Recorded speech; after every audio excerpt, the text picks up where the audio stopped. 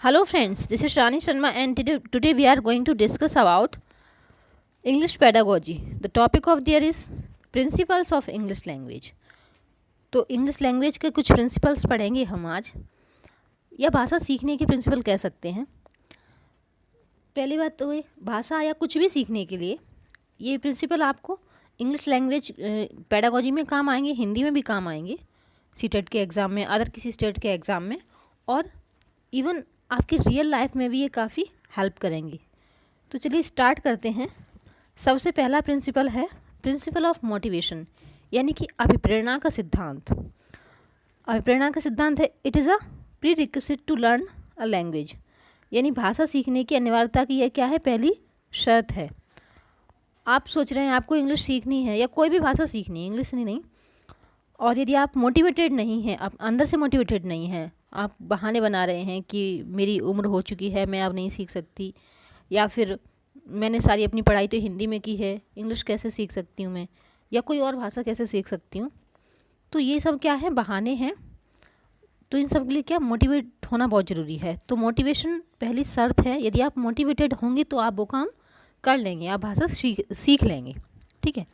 It is play an important role in the development of a language, यानी कि भाषा सीखने में अभिप्रेरणा का महत्वपूर्ण रोल है। दूसरा प्रिंसिपल है प्रिंसिपल ऑफ हैबिट फॉर्मेशन, यानी कि आदत का सिद्धांत। हमें किसी चीज़ की आदत हो जाती है, जैसे कि as we master other skills after regular practice, यानी कि किसी भी चीज़ की हम यदि प्रैक्टिस करते हैं, प्रैक्टिस कर करके क्या है, हमें उस चीज़ की आदत हो जाती है। This language can also be master after regular practice.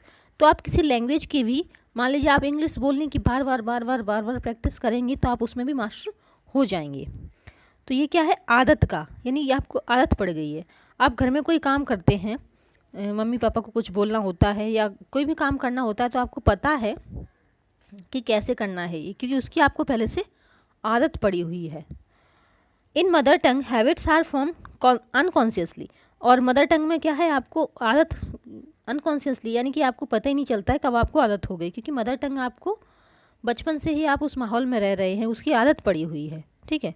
While in foreign language it is formed consciously, जबकि कोई फॉरेन लैंग्वेज है उसमें हमें आदत डालनी है तो उसके लिए हमें थोड़ा एफर्ट लगाना पड़ेगा, कॉन्शियस होना पड़ेगा।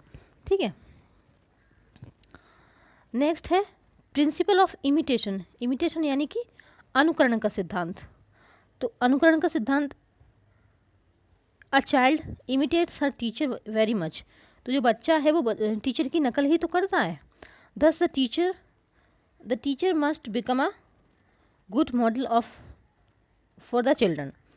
तो इसीलिए क्या है, टीचर बच्चे के लिए गुड मॉडल होता है। Tap recorder, radio and gramophone also can be used for the sad purpose. जैसे आपको कोई भाषा सीखनी है तो आप क्या करेंगे, उसको पहले सुनेंगे, इमिटेट करेंगे, बार बार सुनेंगे। तो इसके लिए टीचर हो सकता है, टीचर के द्वारा सुन सकते हैं, या फिर टैप रिकॉर्डर है, रेडियो है, ग्रामोफोन है। तो ये सब क्या है, हम यूज कर सकते हैं सुनने के लिए, जिसे हम इमिटेट करके सीख सकें, भाषा कोई भी चीज़ सीख सकें। ठीक है। फोर्थ है principle of practice and drill, यानी कि अभ्यास का सिद्धांत कह सकते हैं।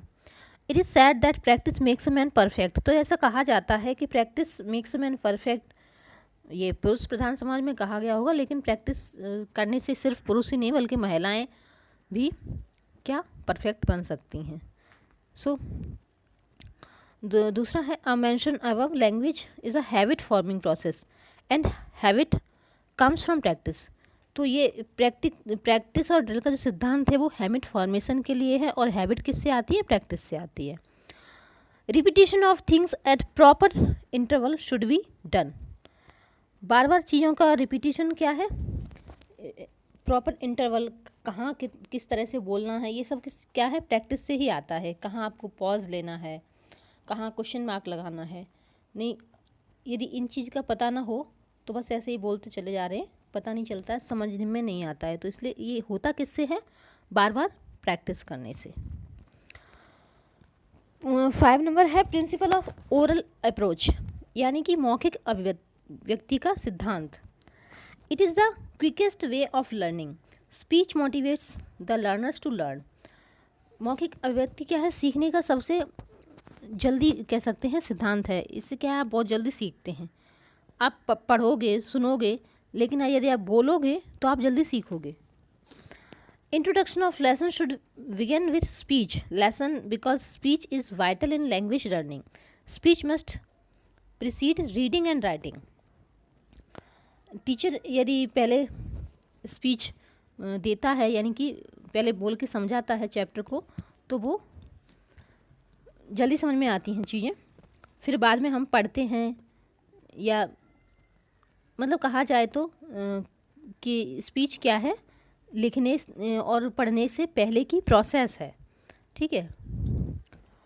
फिर नेक्स्ट है principle of natural order of learning, यानी कि स्वाभाविक नियम का सिद्धांत। लैंग्वेज लर्निंग की 4 LSRW हमने याद किया था ना, LSRW।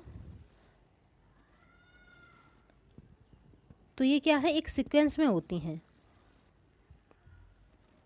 नेचुरल हैं ये। Listening, speaking, reading and writing are four basic skill of language. These skills should be taught in their natural order. LSRW यानी पहले सबसे क्या होगा, लिसनिंग होगी, फिर स्पीकिंग होगी। बच्चा पहले सुनता है, पैदा होता है, उसके बाद सुनता ही तो है, सुनता है, फिर बोलना सीखता है, उसके बाद फिर रीडिंग होती है, फिर लास्ट में क्या है, राइटिंग होती है। ये क्या है, नेचुरल ऑर्डर में होती हैं ये चीज़ें। Because a child first listen to the sound of a language, then speak and then start reading and writing. Okay. Principle 7 number है mother tongue, using mother tongue. Many linguist are against the use of mother tongue in teaching foreign language. बहुत सारे जो शिक्षाविद हैं वो क्या कहते हैं कि यदि हम कोई फॉरेन लैंग्वेज सीख रहे हैं तो वहाँ मदर टंग का प्रयोग नहीं करना चाहिए, क्योंकि मदर टंग के प्रयोग से क्या है, बच्चा कंफर्ट जोन में रहता है और जल्दी सीख नहीं पाता है। जबकि कुछ का कहना है कि जैसे डायरेक्ट मेथड है पढ़ने का, वहाँ हम मदर टंग का यूज नहीं करते हैं। लेकिन एक सैंडविच मेथड भी है, वहाँ हम मदर टंग को यूज कर सकते हैं। जैसे सैंडविच में ऊपर क्या है, आपका बेस रहता है, नीचे फिल करने के लिए, फिर उसके बाद बेस हो जाता है। तो इसमें क्या है, इसी तरह से हम फॉरेन लैंग्वेज का यूज़ करते हैं। पहले आपने कोई फॉरेन लैंग्वेज सिखा रहे हैं, उसको बोल दिया, फिर आपने बच्चे को समझ आया इसलिए मदर टंग का यूज़ किया, और फिर से फॉरेन लैंग्वेज जो सिखा रहे हैं। तो इससे क्या होता है, कुछ लोग मानते हैं कि ठीक है सिखाना चाहिए, और कुछ मानते हैं कि नहीं, इससे क्या है, टाइम लगता है सीखने में। Inputs from the target language in a simple graded manner can help.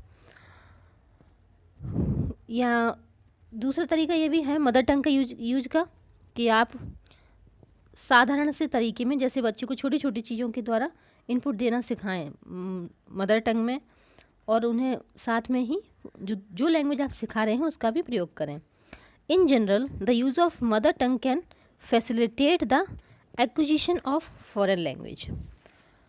तो मदर टंग हेल्प भी करती है फॉरेन लैंग्वेज सीखने में, क्योंकि चीज़ें समझ में आ जाएंगी तो सीखना आसान हो जाएगा। तो सबका अपना अपना परसेप्शन है, लेकिन सारी चीज़ें ही सही हैं। तो ये आपके प्रिंसिपल थे। इस और कुछ मैगज़ीन भी हैं, वो भी पढ़ेंगे, देखते हैं कब लेके आते हैं। लेकिन इससे पहले हम कोशिश करेंगे लर्निंग कर्व के बारे में पढ़ें। तो चलिए मिलते हैं नेक्स्ट वीडियो में, तब तक के लिए धन्यवाद। Thanks for watching.